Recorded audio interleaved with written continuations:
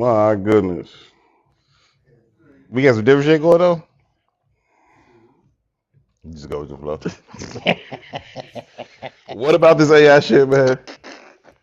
I was saying, have y'all seen these new AI clips of rap records that they turned into like 1950s, 1960s? Yes, and one that of shit cold. is hard as hell, cuz. They did Many Men 50 Cent. Gee, I've seen like a 1950s blues record. I've seen about and it was bomb. a good 15 of them that are fucking awesome. I was the only one I seen, but it was fire. A bunch of 50s is though. 21 Questions is cold. Yeah. This shit is cold. So I don't fuck with AI, but I fuck with that. Yeah, I got a love-hate relationship with it because that Many Men is such a soulful rap record anyway. It's got so much feeling in it. You know what I mean? It's talking about cats trying to kill you, right? Mm-hmm.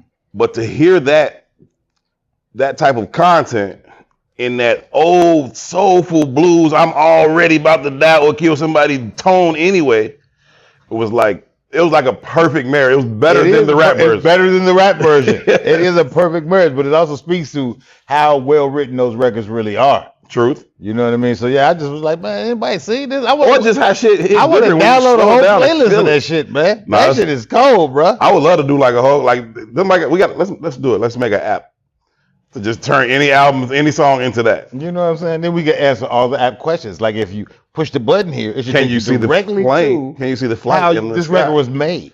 No, that'd be fire though. Like you just download any app. I mean, any song. Like I put Blueprint in 1950s. We're really good at going with the flow. We're great at it. Great at it. I got a love-hate relationship with the AI though, because I've only seen one of those songs, but I see a lot of this Reverend Dr. Martin Luther King shit, and it pisses me off every time. So that's the latest AI. I don't know if it's new. P, you hip to it? The Suno? Is it Suno? Soro or something like that? I can't think of the name of it. That shit is huff. Man, that shit is scary. It is. I don't like it. I saw one. It was Kobe and Dr. King talking complete bullshit.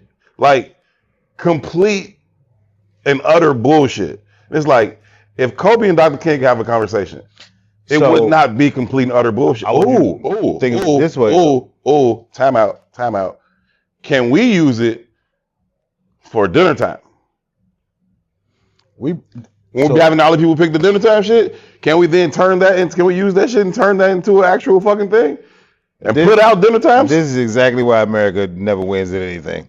You just said why you hate the shit, why it's bad. You said, wait, but I can use it for capitalism. I said I have a love-hate relationship with it. I hate how some people use it. I hate how some people use guns. I don't hate Trump guns. Got black men to vote for him. No. Y'all want to check? No. But I hate niggas. No. I hate how some people use guns. I don't hate guns. You want to check? I hate how some people use all kind of shit. No. I'm not saying it's the problem. I say I have a love-hate relationship with it because how people use it. But if used the right way for something like dinner time, where you can actually create a scenario where you have a Nat Turner sit down at the dinner table with a Malcolm X and whoever. Like it's like that would be fire. The long-term implications of it problematic, right? Mm-hmm. One, we're gonna have kids today ignorant, adults today ignorant. Was the data 1 in 18 adults could read or some shit, something ridiculous, right? Whatever it was.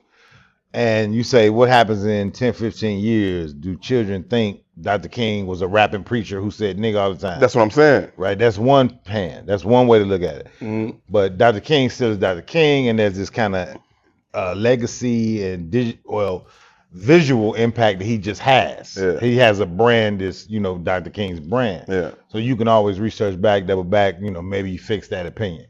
But the other part of it is that me, you, P.E., anybody, they can make videos of you too. Yeah, saying the wildest shit, doing the wildest shit. And it's accessible by anybody. Say a girl, because you know how you move out here, you the player, right? Sure.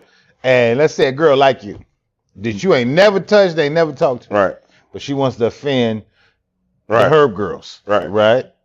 She put a video online of you and her having dinner, doing all kind of wild shit. Yeah. And how would you fight that? How would you argue that? Hey, it wasn't me. From this point forth, AI is like the cheating, it's going to be the example of how to get away with anything. Yeah, you got to hope they picked the wrong date. Like she was like, this was Thursday night on the 19th. And it's like, babe, we was out on Thursday night on the 19th. This is cap. Like, oh. Well, you did go to the bathroom that one time, and then I went all the way across town to another restaurant. But You seen the ones with the white kids and the alligators? nah, I don't think so. So they feed and they like it's a lady holler from inside the house. Like, Aubrey, get in the Oh house! yeah, I did see He's that. like, Mom, he likes the gummy I did bears. see that. I did see that. Right, but it's a real fucking alligator. Yeah, she right? come out there kind of tweaking, like trying to get him. So it's a bunch of them. Yeah. But my point is, people thought that was real shit. Yeah, a lot of them be looking. A lot of them be seeming real. I don't never know when it's real or not. I just got to assume it's AI. When it's too outrageous, I'll be like, that's AI. I saw one today that was like putting out. They were like escorting this 600, 700 pound black dude out of the buffet. Like it's like and he going off like they got the security guard, police officers with him, and like he gotta go. And he like, well, I paid my money. They like, you can't sit here all day. He's like, it's a buffet. He's like, nah, son, you wildin'. Yeah, we living in interesting times. And this shit's gonna get real weird. I don't know. What do y'all think about AI in general? Is it a net positive, net negative? What are your fears? What are your concerns about its capabilities and how it could be used for as much harm potentially as good? So just drop it in the comments. Let us know what y'all think about Hey, AI. if you want to how know it's more being about AI, man, check out the book Genesis. It's very interesting and it predicts its future by the Yeah. people who created the construct. It's not a healthy thing. They would tend to know best. Welcome to this episode of Herb and Two, alongside the uber talented Toussaint Warner. My name is Herb Howard. This is where we get together and talk about issues that currently impact the black community. We talk about how those issues impact us individually and also how they impact us as a collective. We need your help in these conversations to talk through them and find the optimum solutions for how we can overcome said issues. So please leave your comments. Make sure you share, like, and subscribe while you're here. Again, this is Herb and Two. It is intellectual thuggery at its absolute finest. Again, my name is Herb. His name is Two. What's happening, good brother? What's up, family? How you? If I was doing any better, I'd sell myself, man. We got some things we got to get into today. I know we want to get into the conversation that Kirk Franklin had on his podcast or his show. I like what Kirk Franklin is doing with that too. Conceptually, I like what it is. This previous conversation was a bit of a struggle. It was kind of troubling watching them talk through some of these things. He had NLE Choppa, Ray J, what's the actor brother's name? Jonathan Majors. He had who? Jay Barrett. Dr. J Barrett and Kev on stage. Yeah. And they were just, having a conversation. We're going to get into some of that and we'll touch on a couple other things as we go through. But let's get into that, man. Like, first of all, what do you think about Kirk Franklin's platform and starting the show? It's called Denofkings. I've seen a couple of the conversations. I like them. And then, like I said, this one was interesting. It was interesting. What do you think about him just having that platform and being who he is and who he has been and his own trials and tribulations, whether we talking about, his public feud with his son and now they so estranged, his beat off addiction. You dove way deeper than I did. I don't know about those things. You don't know about his feud with his son either and them being estranged? He talked about that in the conversation. I heard him slightly speak about when he was talking about he had to take medicine and he felt bad about it and all that type of shit. Oh, that was a different part, I think. But whatever. Either way, I think the platform. My point is he's had his own shit, right? And he's a, super religious guy. He's a world famous gospel entertainer. I get who Kirk Franklin is. He has access. Right. So in that vein, that's powerful.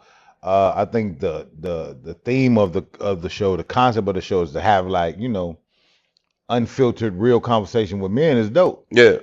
Problem is that, at least from my perspective of what I've seen, the men that you can talk to that have value in the lexicon of blackness ain't really the men I want to hear from. Sure, but are they representative of the larger society? They may be, but that might be problematic too.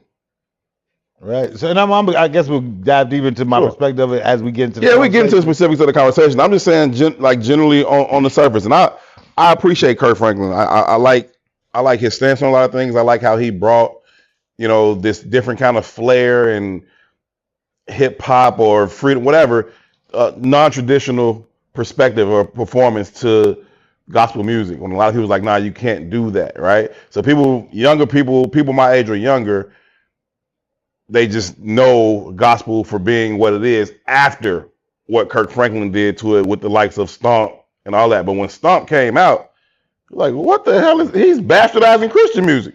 You know what I mean? And so, him being who he is, I like that perspective. I like how he's brought that fresh approach to it. And you can be, Christian, and you can be next to God and Jesus and still be this and still be that. He's also been very open with his own struggles and his porn addiction. I was, joking or whatever, but he did go through that, and he went through it publicly and talked about therapy for it and all of that. And as a Christian maybe leader, that's what turned me off, right? Maybe it's my level of ignorance, yeah, right? But I think the God overtones irritated me mm-hmm. in this conversation. Yeah, they were heavy.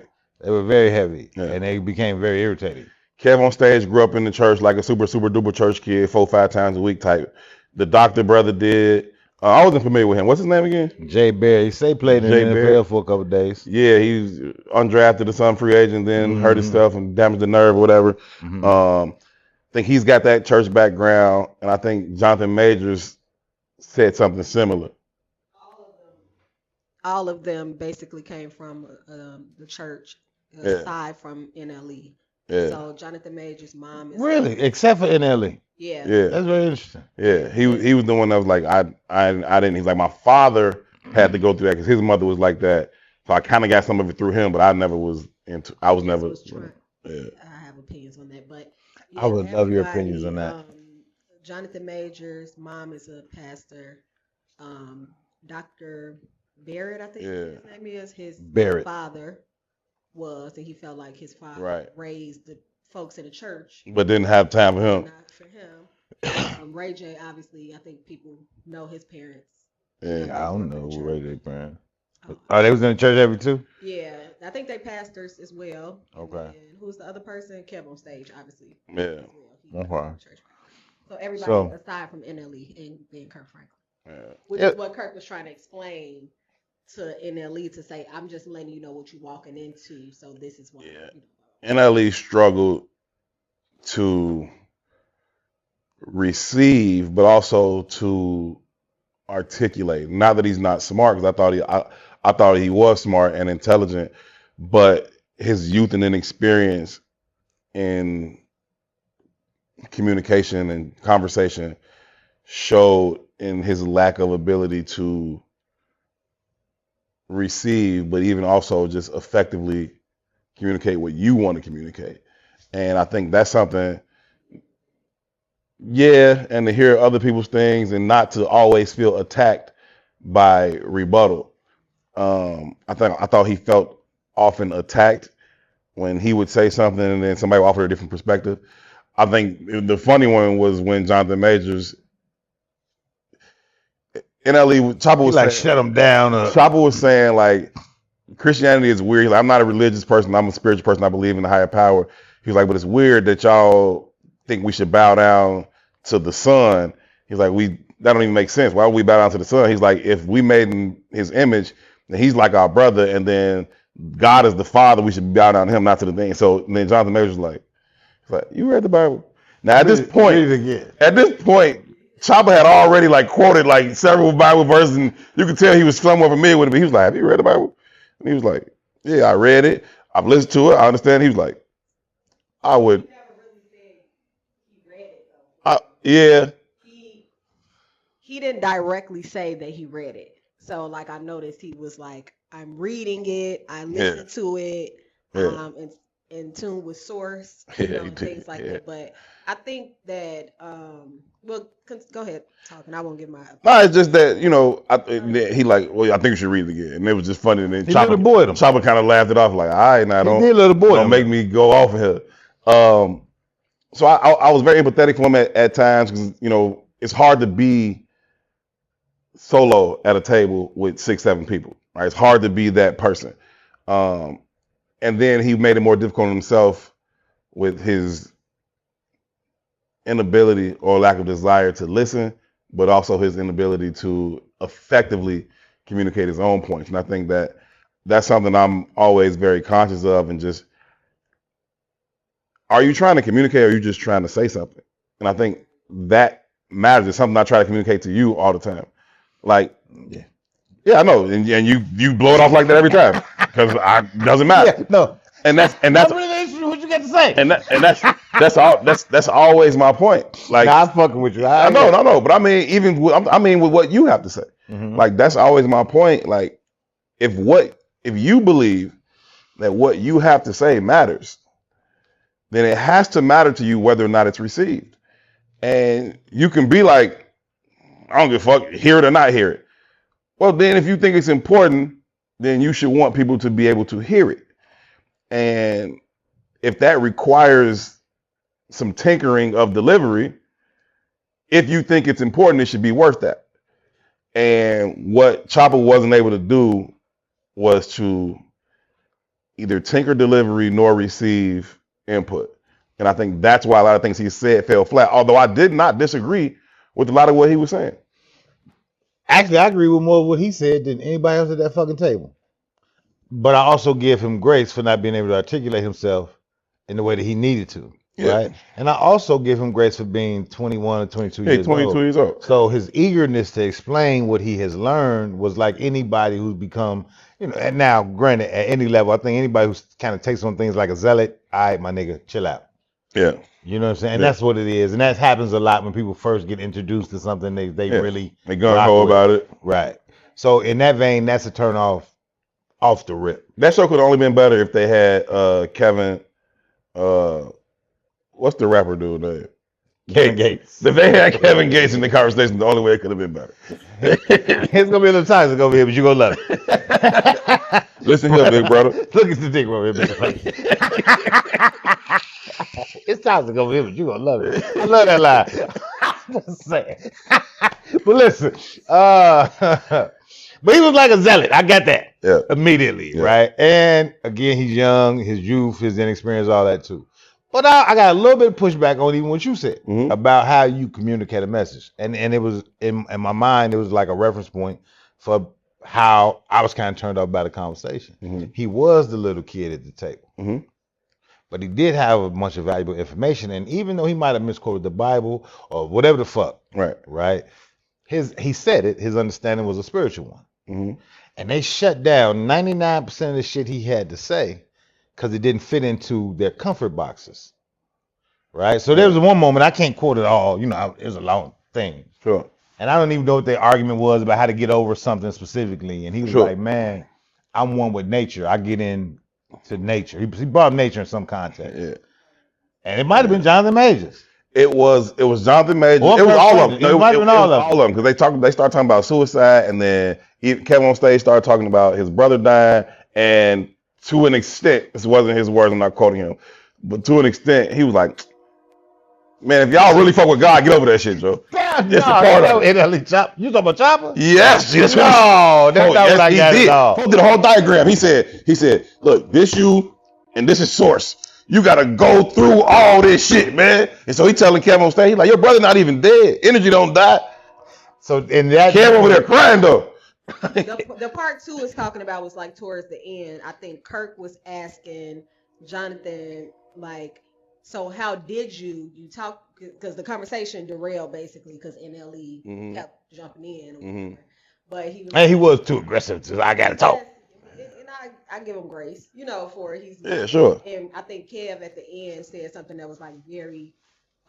He had that revelation, like, you are an OG in your world, but anyway, I digress. Nah, you're on point. But basically, Kirk was asking Jonathan, so how did you get through that moment? Because these are people coming from the church who have been told, pray your way through it, pray your way through it, pray your way through it. And so how did you essentially end up coming out of, that suicide attempt pretty much? And he was going around the table asking them, I think, like, how do y'all get through these things? And NLE said, y'all just got to basically go out in nature. And Kirk was like, Kirk was going kind of back and forth with him. Like, I'm very in tune with nature as well. But sometimes, that just don't it don't work. And Dr. Barry was saying the same thing. He like, man, nothing could, People talk about you look to your kids to pull you out, or look to your spouse to pull you out, or look to God to pull you out. And he's like, none of that shit was hitting. See, I struggle though, y'all. I struggle with even them pushing back on NLE and them being on the other side of the aisle. Mm-hmm. Even when he got the audacity to say, man, you read the Bible? Mm-hmm. Read it again. Right? Because if you read it and you believe it, per how this table and how this room is talking. Right. Per this table and how this room is talking. Right. Then all is perfect. Because that's what God is. Right. This is written. This is how it's supposed to be. Right. Right. Right? So when essentially, whether he was able to communicate it or not, right, NLE was like, this process, this part of it, you'll be okay. That's what it is. This what it is. Right? And everybody else at the table was like, no, that ain't enough, my nigga. Now, if you won't, but just hold up though. If he's saying, hey, I'm not this. Right. But I'm in tune with source. Right. And you all on this side of the aisle say, hey, I'm this. And then countering what this actually is. You're bullshitting. So, Kev, I think they were all acknowledging his premise to be correct. They were saying in those moments, it's tough to just roll with that. So Kev was like, man, I've been in church forever. Shit, every day of my life since forever. And I heard all that shit growing up. He said, I used to tell people that shit. People die in my people church and be like, oh man, it's God's plan. Lean on God's understanding and not your own. And he's like, I heard that shit. I believed it. He said, then my brother died. And God's understanding wasn't it for me. I get exactly what you're saying. But hear what I'm saying. Mm-hmm. Per the way NLE was explaining, he believes it. You don't. Because even though it's your brother now, this is the effect. And when it's your brother, it really challenges your belief. What NLE is saying, if we really this, then this is really the outcome. But what I think everybody was saying without saying it is that they have a question mark on the end. Like what I got from it is they got a question mark. It's like, I don't know that I really believe all of this. I'm a Christian? That's what I got. Like that's what I got from it. And I don't think that the pushback with NLE, I don't think anybody was disagreeing with him. What NLE's issue was he was sort of like dismissing what they were feeling. And this kind of goes to how Herb talks about me and how I communicate. Yes. You understand what I'm saying? When I know some shit, and I know this, hear me out. But you know it. When I know some shit, and the motherfucker while we laugh and we play all the time, and I be like, man, I debate with my equals, all others I teach. Right? That's for real. Sure. Right? And that might be a level of uber arrogance attached to that. You know what I mean? But I'm not going to fight your ass on some shit I know. So NLE, I deal with source. Y'all dealing with an idea, a book. My daddy raised me here. Those are, you don't believe it. You just walk the course. Right. Right? So what I want to pull back another layer to the conversation, which is why I also had a problem with it. One, it's a mental health conversation, and it was steeped in biblical answers and religious zealot context. And I'm not even mad at that, right? But when you have the conversations of all of your troubles, whatever people's trouble was at the table, right? And I'm going to say all of them dismissive of Kev on stage losing his brother, right? It was a very outside validation, troubled conversation. What's the world think of me? How am I going to respond? Kirk Franklin specifically like, man, I had to take medicine for anxiety. Right? How is the church going to feel like that? Right. I don't know what medicine he said. I thought he was going to talk about some drugs, like some drugs. But the nigga was like, Zoloft. What? You don't stop it. I thought he was on that boy. I thought he was on that boy. Say something real, Kirk. Tell the truth. Shade the devil. What's wrong with him, man? Like, I had to take Prozac. Man, you don't shut the fuck up. You don't fucking stop it right now. Oh my God. No, but it's a whole lot of outside acceptance as to why this shit affected me so badly. Sure. You know what I mean? Which is some very, very interesting shit. I mean, they were all over the place, and they talked about fame and celebrity, And Chopper's like, man, none of us famous or celebrities. And it's like, He was valid. He young. yes, y'all are. He didn't get the. He got all the Dr. Umar videos. He took the red pill. He did all the shit. Kev, like, no, like I get what you're saying. Like in my heart of heart, I don't feel special or nothing. But nigga, if I go outside, I know I'm a celebrity. Like you know what I'm saying? If I walk out my door, people gonna run up. So like, I really like that interview, as you all can tell. I really like that conversation. You would. But You would. I liked it a lot, and I felt like I could relate to them. Which Not part? when I watched it. The fame and celebrity part. Maybe the masculinity. What are we doing here? I related to some of the things. Anyway, so Jonathan Majors touched on basically his struggle with basically acquiescing to like what America expects of you. Yeah. Being a white black boy is what I got from it. He said, who was this? Jonathan Majors. Jonathan Majors. He's like, you can't get into the Ivy Leagues without being this type of way. And so he feels blessed to be able to now be himself. You know what I mean? Like now I can walk in with my shoulders down and my head up, and I don't have to pretend to be this type of man, which made sense for the situation that he was in. But I feel like they were all questioning God. You know what I mean? Questioning the Bible, questioning this thing, this place they came up in, questioning being told over and over again, pray it away, it's going to be okay, I feel like all of them, maybe not so much Kev, but everybody else, what I got from them is like, we've been sold a lie all our life type of thing. Yeah, I think trying to figure out who you are for a person like Jonathan Majors, if you talk about,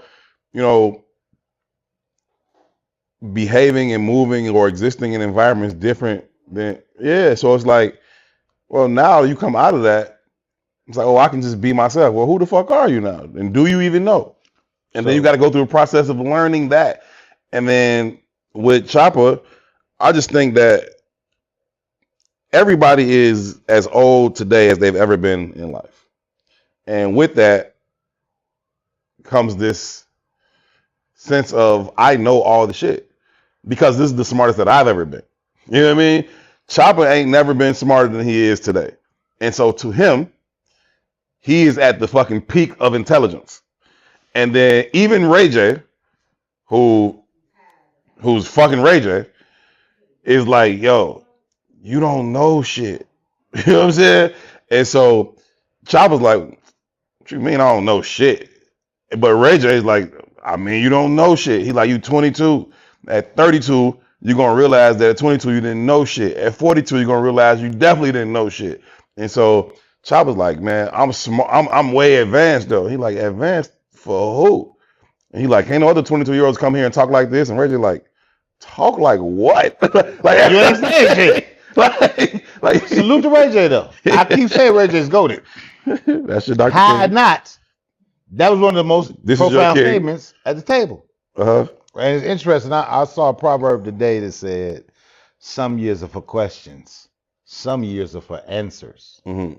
Right? Which is a conversation around wisdom, but wisdom and intellect ain't necessarily the same thing. No. Right? And I do believe that with age comes wisdom. Sure. If you're actively operating and finding the answers. Sure. It don't just come because it just come. Yeah, experience. If you actively trying to find the answers, wisdom will come. Yeah. Right? And it's rationed out. Yeah. You know what I mean? When we sit and talk to Beach, he say shit does to be like radical. Yeah. But the nigga been here for 300 years. This is a different thing, right? For a motherfucker that been here 20, my nigga. And that's what Dr. Barrett was saying. Books you done read, it's not the experience. You ain't lived this walk. Right? So I can appreciate Ray J saying that. What was interesting to me, based on everybody's perspective and how we even having the conversation, there was like 3 leading questions that I heard specifically that Kirk dove into. That the conversation went the way as they went. But the 3 questions were: happy? Are you? What makes you happy? What makes you happy? The next one, it's 2 questions, but it's the same question in my mind. It says, I'm trying to find them. I wrote them down. It said, what does healing look like? And what does self-love look like? Mm-hmm. Right? I'm merging them 2. Mm-hmm. And then it was something like, what can you ask women to do on your healing journey? Or some shit like that. Mm-hmm. Right? Mm-hmm. But again, back to that outside validation of how I view vast majority of the conversations kind of being prominent in their issue of whatever their mental health shit was. Mm-hmm. Well, for me, self-love and self-healing look like the journey to finding you, the journey to walking your own path. Sure. So that excludes all that outside noise, right? So in context of whether it be God or the crowd or whatever the fuck, and this does align with Chopper, right? If you in it aligns with the Bible, if you believe in it, Mm-hmm. right? If we are made in that image, then we are actually gods, Mm-hmm. but the God of our experience. Sure. And who the fuck does a God bow down to? Whose perspective does a God take heed to? You're a fucking God. Yeah. You understand what I'm saying? You can't come to God with an answer for God. Not if he's God. You understand? It's just an irrational conversation. Yeah. So the whole journey to self-love and the whole journey to healing, however you look at it, is a journey to wholeness within. What does Toussaint look like? Void of all this shit. Right. Void of my wife, void of my children, void of anything. Mm-hmm. Right? Damn sure the cheers of the crowd Yeah. or the perspectives of the crowd. Yeah. You know what I mean? So, and at least say, hey, I'm one with source.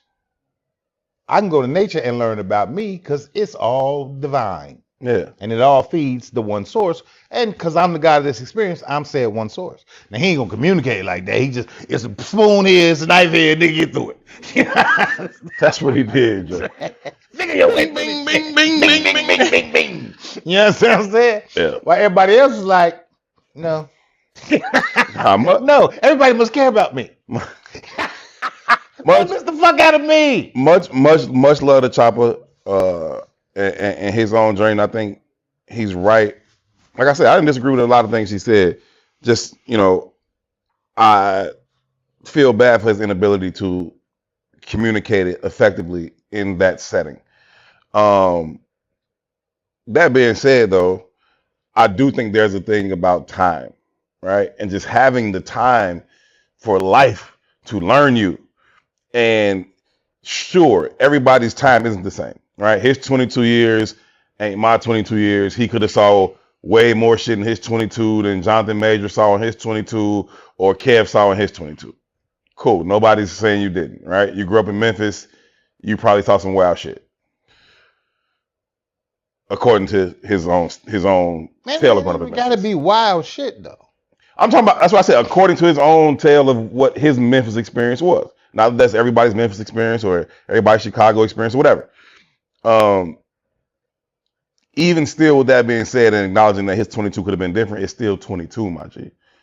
And not until he gets 40, and he gonna be like, yeah, I ain't no shit.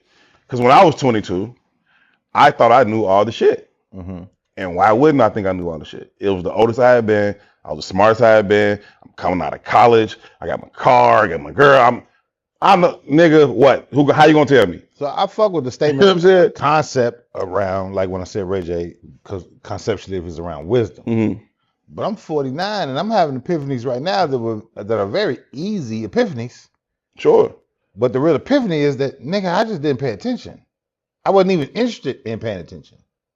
Sure. Except for to the things that I deemed as valuable to me. That's the journey, though. That's the journey back to self that you're speaking of. Right. And it took me 49 years to get to that part. That's not a hard question to ask yourself. A motherfucker that's 20 could ask themselves that question. But life has to learn you that, G. It's the Rich Porter. It's the Rich I ain't Porter. disagreeing. It had to learn me for sure. Yeah. That's what I'm saying. But everybody ain't got to learn the same lesson in the same way. No. That's right. So ideally, if you Chopper, you could sit at a table with a 55-year-old and a 45-year-old and a 42-year-old and a whatever and listen.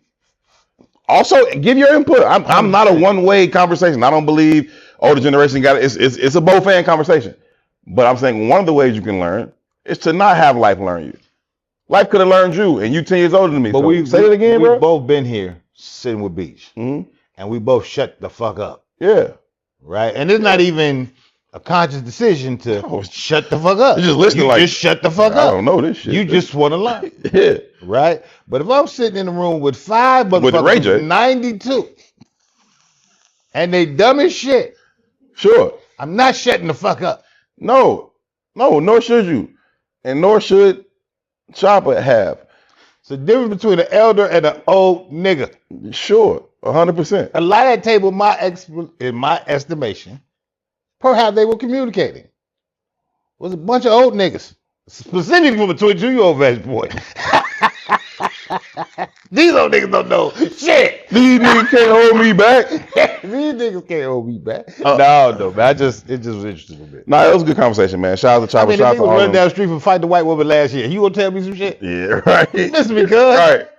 You need to read the Bible again. You need to read the Bible again yourself. But that's the thing. No white meat. I don't think anybody was there to teach, was supposed to be there to like teach anybody anything, right? Nah. And I think that's what NLE kept trying to do. He was not listening to other people's perspectives. Me and her can have the exact same experience. We can walk through this door, you know, and then something happen and go down to our cars and live the same exact experience. But we're gonna have two different perspectives. Absolutely. Of what happened. I don't think the conversation was supposed to be about, you know, teaching anybody anything. It was sharing your experiences and like getting out some emotions and being able to tap into some things.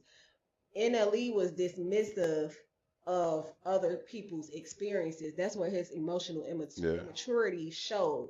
Because if you're emotionally mature, you know, even if you have something to say, if you got something to say, you know, you can't always just like hear what somebody says and immediately respond to. Yeah, you're not even listening for understanding. Yeah. It's not for you to tell me your story and how you tie into this situation. I'm telling my story. Right. You know what I mean? Right. And that's where his immaturity shows. I feel that NLE is one of those people. It's like a person that gets saved for the first time. Yeah. A person that starts on a health journey. Yeah. And they over this. Go. But I feel like NLE, this might be a difference.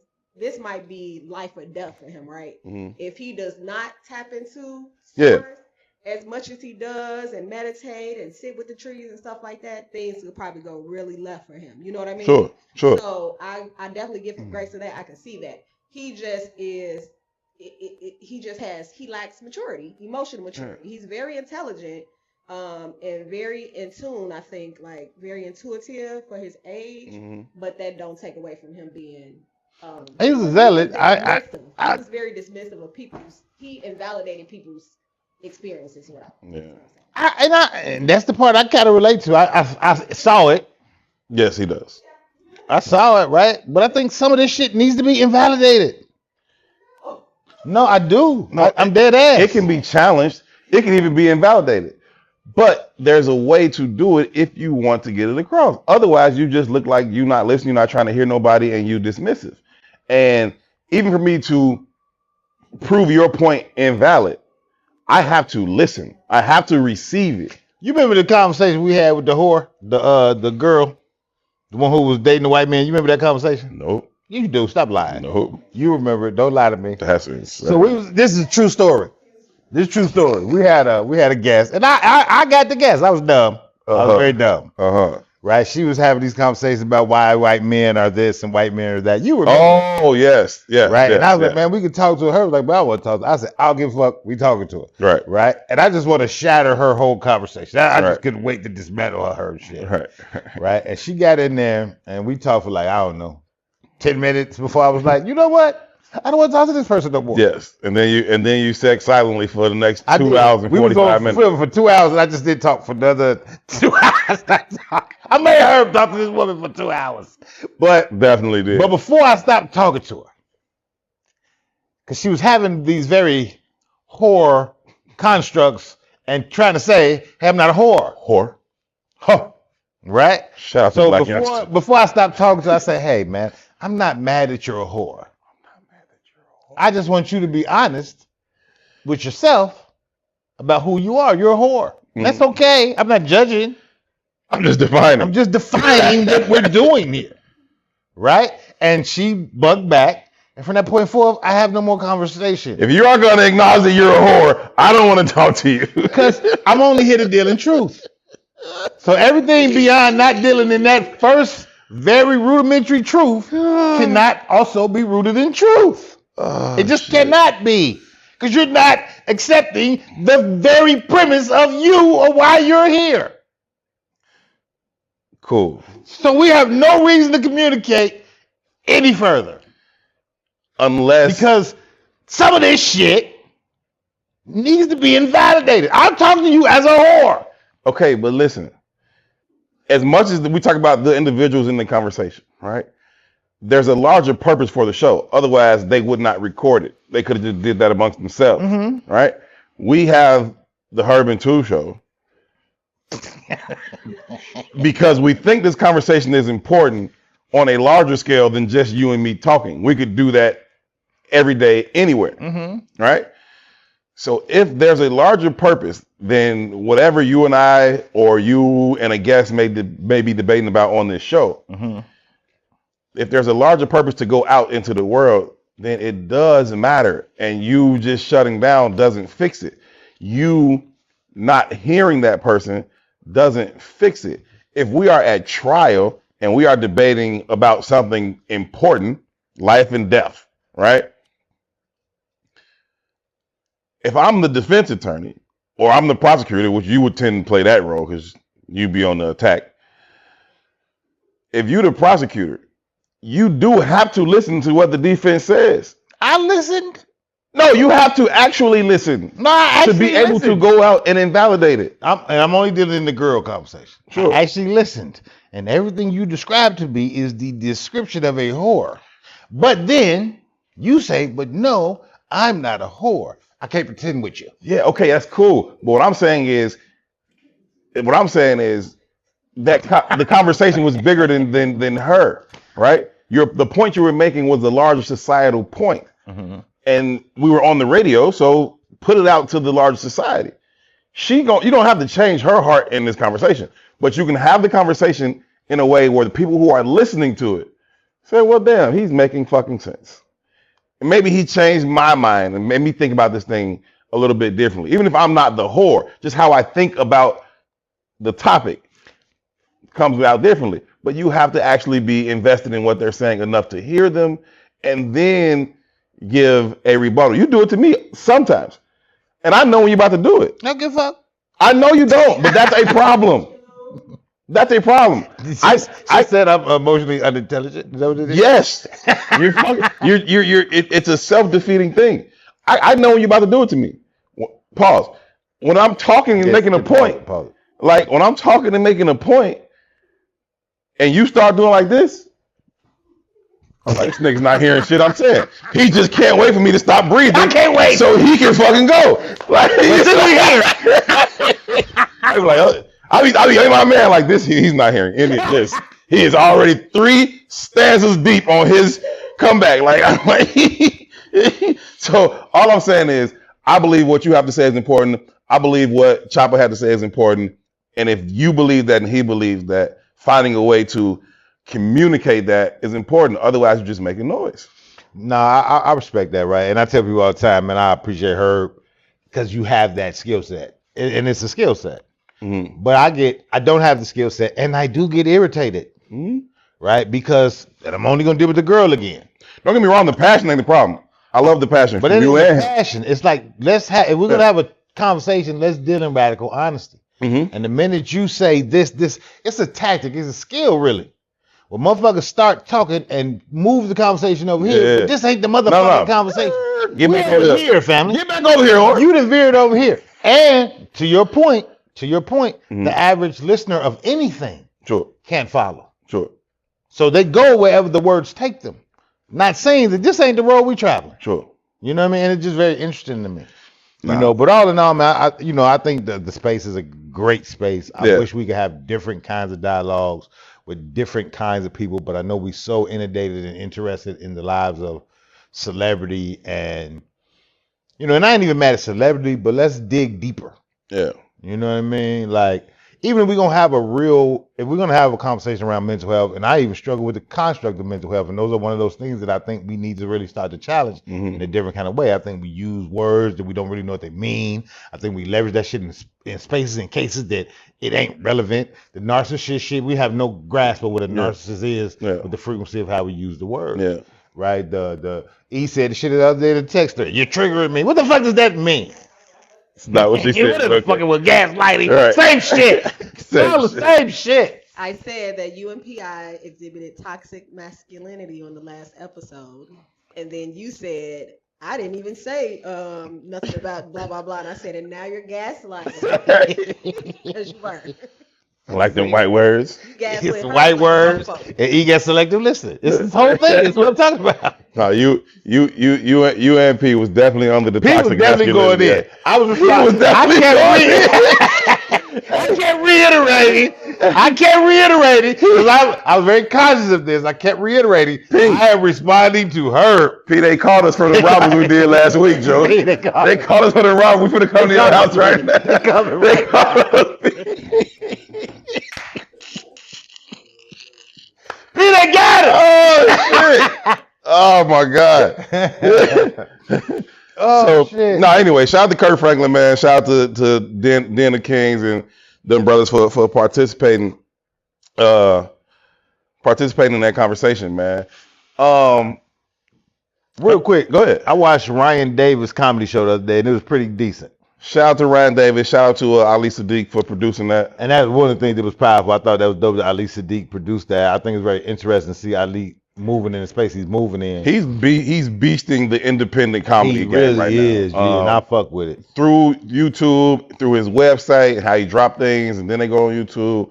He's done that with his own series of shows, and then he's leveraged that to start producing shows of other comics who he respects. And so I think this is the second or third one that he's produced for another comedian. The Christian comedian guy, he produced one for, you know what I'm talking about? I don't know his name, but it was actually really, really good. I think it's the first one he did because he's a Texas boy too. Okay. He dope cat too. Yeah. Yeah, I think no. Yeah, he was talking about his wife. But in that special, Ryan Davis has a what do they call it?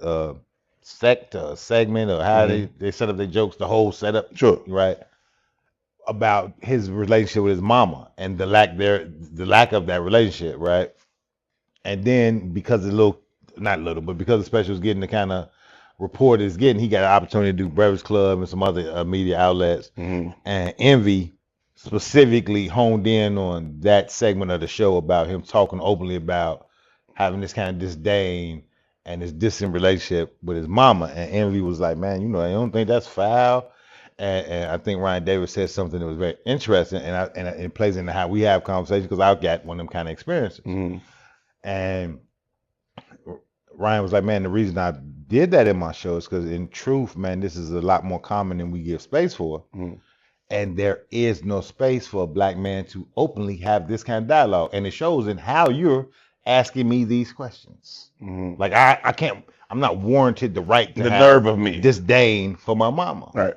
You know what I mean? Then he said something like, I was her third child and she was 19. Right. Not saying, you know, that's how it's supposed to be. And his daddy was significantly older. But they was also married. There was also a family. It wasn't Sure. it wasn't no story of abandonment or nothing like I that. ain't saying you that. know? I'm just saying. But he was like, I give grace for her being young and all that type of stuff, but it don't matter. It still affected me, right? She still had a disdain for all of us in a way that it affected all of us. I didn't make this decision to be born, right? I don't give a fuck how young you was, and you made the decision 4 times before you was 19. You like this? We laughing, but this some real shit. Oh, yeah. And it just so happens that, I don't know if it's my fucking algorithm or not, but this conversation kept coming up in different ways. I sent you the dude from Texas today. Yeah, that was sad. That's why I sent it. I didn't send it because No, I know. he had a lot of trauma. No, that shit- But I sent it because I knew this was one of the topics, and that shit kept coming up. There's another girl who, I don't want to say viral, I don't know, but she was on TikTok like, you know, I think my son hates me, and here's why he hates me. She talked about how the daddy abandoned her, but she openly says, you know, when he was born, I regretted it. Then what the daddy did don't matter. His disdain for you is in relationship to how you dealt with it.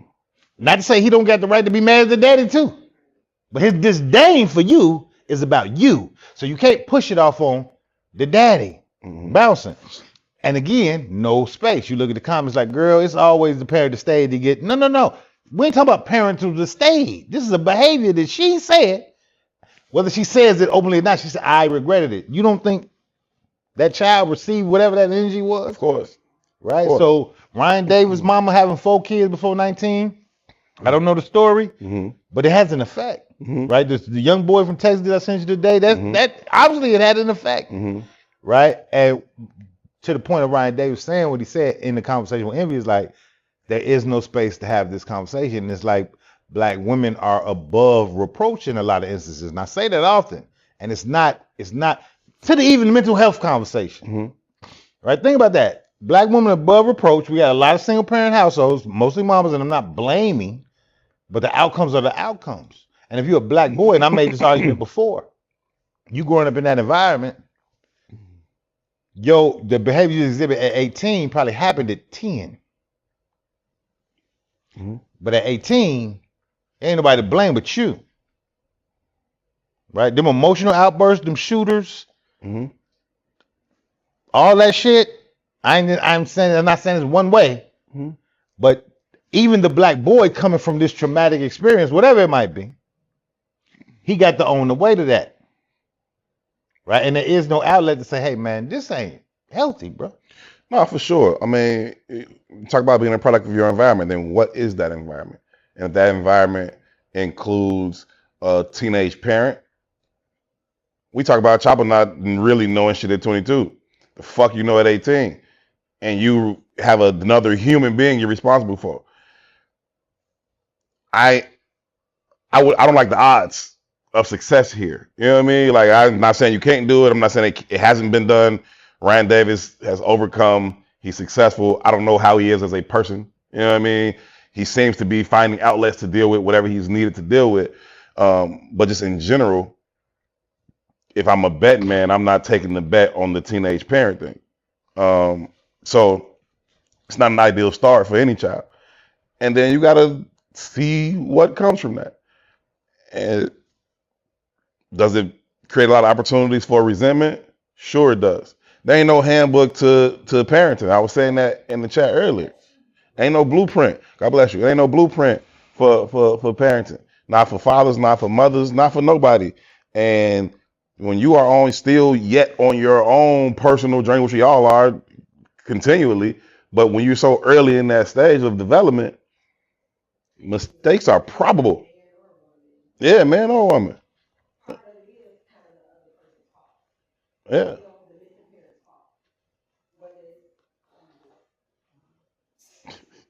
You got the camera right on me. Because you were talking. When you're a single parent, man or woman, I think you do have a right to put the fault, some of the blame on the missing parent. Sure. My father raised me, you know what I mean, and my mother was not there, and some of the stuff is her fault. You know what I mean? Her not being there, like some of the things and my outcome are the fault of hers or whatever. Same as, the opposite. If it's I feel the same way about my father not being you know there. You know what I mean? I'm a single mother. I do the best that I can, but some whatever my daughter is missing or whatever it may be, whatever her emotional state, whatever the case may be, some of that is the fault of the missing parent. You know what I mean? I'm not saying, so not to say that he, I think you were saying like, he's not talking about the experience with the dad. He's talking about the experience with the mom. You know what I mean? And that is true. But you always say you can't just deal with the root, or you're always trying to deal with the branch, but not the root. It's kind of a little bit of that. So really what I wanted to go to, and this is a wraparound for all the conversations, whether it be the Kirk Franklin or the Ryan Davis or all of that. All of these conversations are still branch conversations in my mind, right? All of them are still rooted in white supremacist philosophy. And it's interesting. What's the Barrett or whatever they were like, what makes you happy? And he was the quote unquote doctor. He's Dr. Where do they get these doctors from also, right? Like these motherfuckers just every couple of years they just pop honorary up doctor. and they just show up and they be on every fucking show for a week and then they go away. No, I don't know. How these motherfuckers just pop up? I'm gonna be a doctor this year. Fuck this shit. I'm not discrediting Dr. Barrett. I'm discrediting all that shit when I become a doctor. I would say your punk ass get back to source, like Chopper told you. Like Chopper told you to. Your punk ass. But get your bitch ass, right? With your ascot on. Anything with an ascot is dangerous. I don't trust him.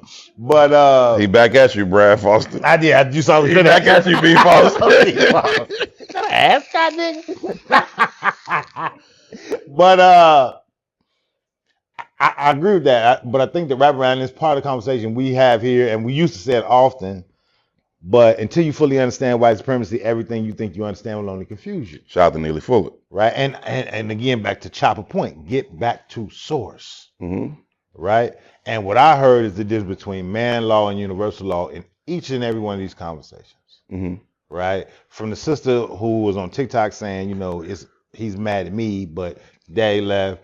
What's the disdain wrapped in? What's the regret wrapped in? Right. Right? And from her vantage point, the regret was, well, I'm younger.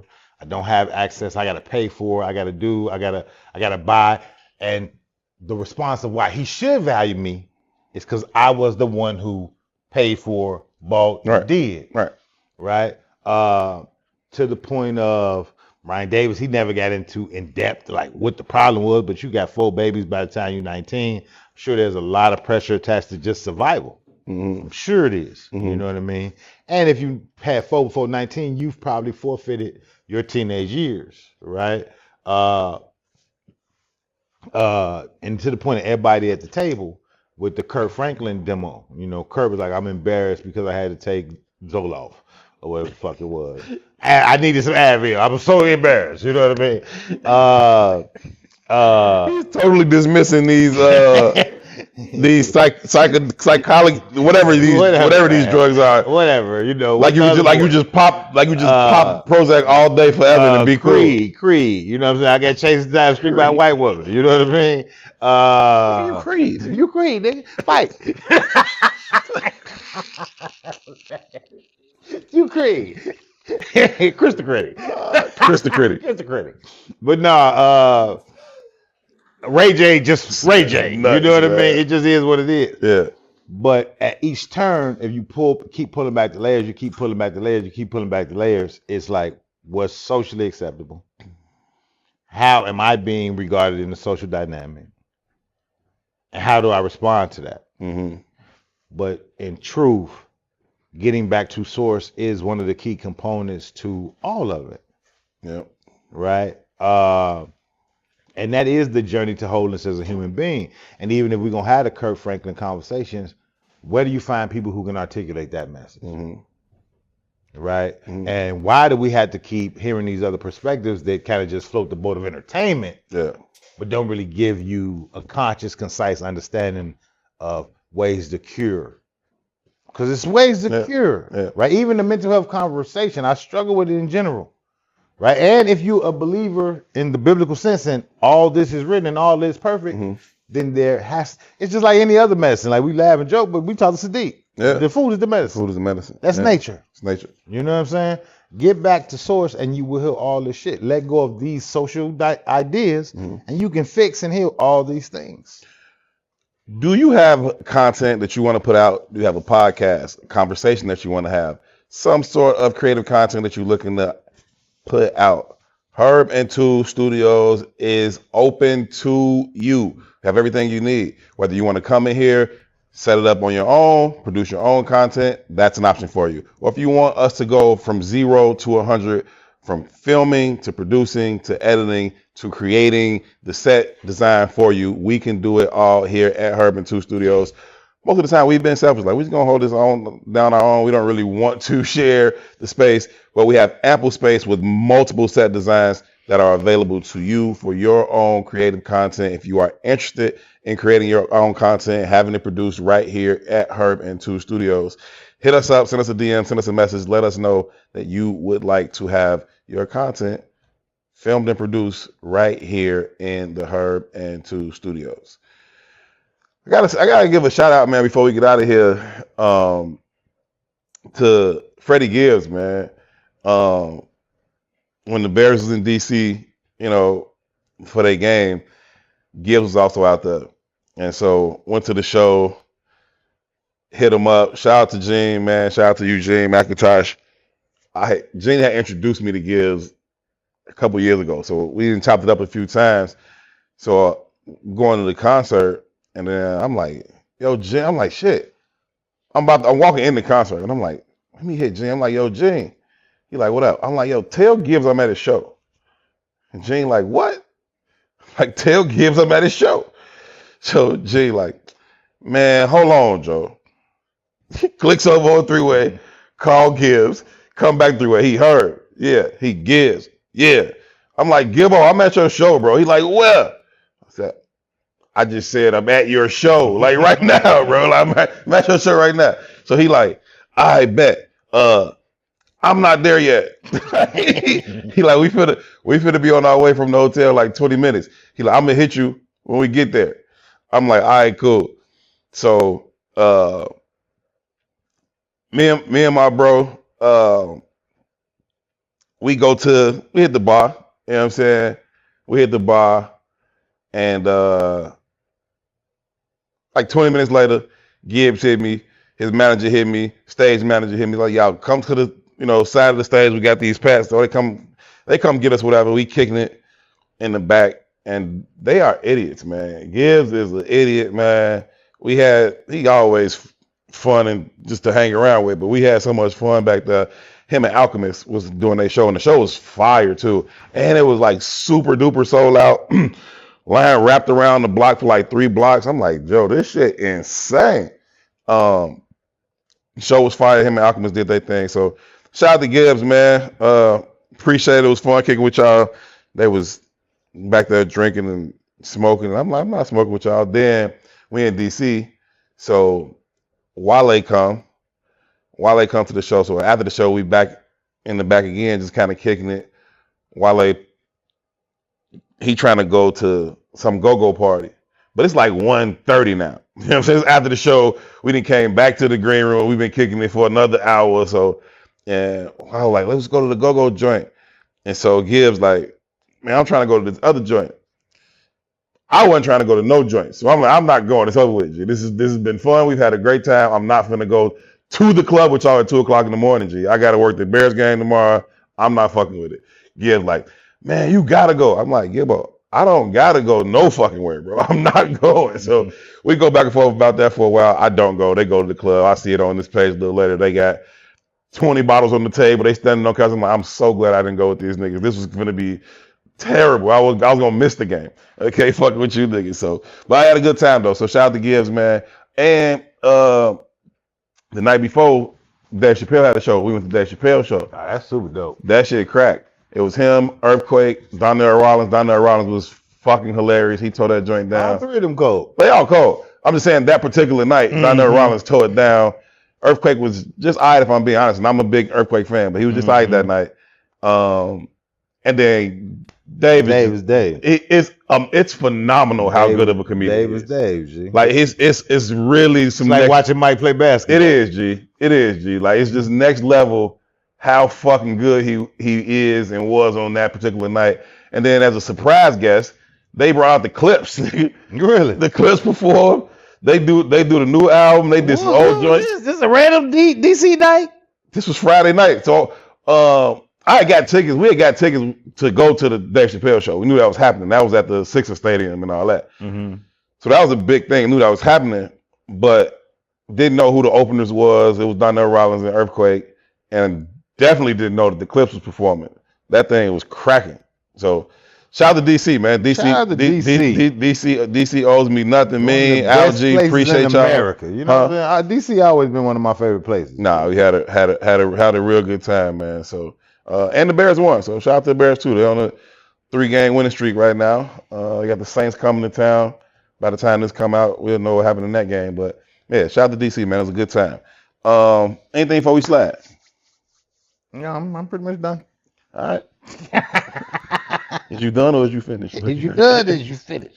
Shout out to Kirk Franklin, all the guys on his show. Shout out to Ryan Davis. Good job on your comedy special. Congratulations on that, man. Shout out to NLE Chopper. Shout out to Chopper. Being the smartest nigga to tech. Shout out to Chopper, man. Do your thing. Keep doing your thing, man. We got to go. Thank all of y'all so much for tuning in. Please make sure you hit the like button. Make sure you have subscribed and share the video with at least one person that you think would add value to it or find some value in it.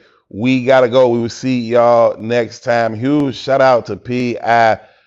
doing all of the production behind the camera. Make sure y'all in tune with Culture Seller as well. And behind the coach. Is behind the coach seller out? Can they get to that? Or that's some secret shit. Make sure y'all get in tune if you're not already in tune with Culture Seller. for all the production that's going on over there.